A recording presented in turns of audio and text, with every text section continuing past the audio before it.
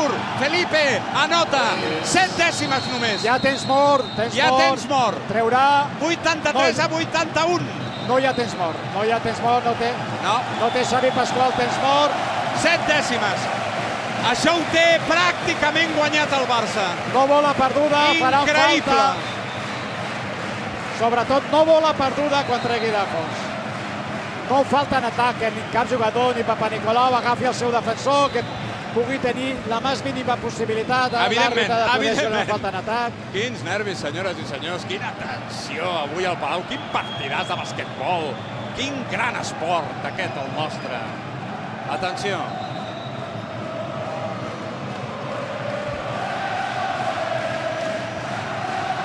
Pilota per Oleson, final!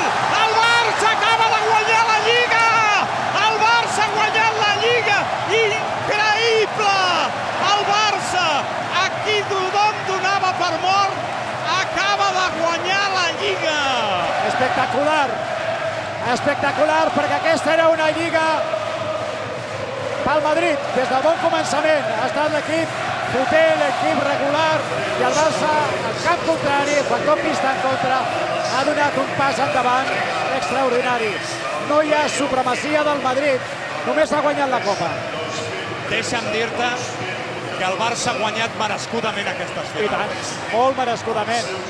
Hi haurà molts comentaris, que si Pablo Lasso ha hagut de marxar al vestidor per dues tècniques, però en qualsevol cas el Barça ha guanyat en directe des de la pista, Marcelinho Huertas.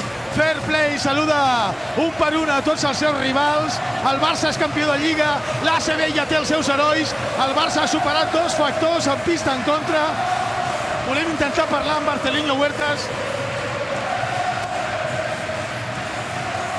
Víctor Sada, que també s'acosta a la banqueta. Primeres declaracions, Marcelinho, felicitats. Gràcies. Una gran victòria. Sou uns herois, heu superat dos factors pistes. Abraçada en Sergi Llull, quina gran imatge. Una gran victòria, Marce? Sí, una victòria sufrida, sabíamos que iba a ser así.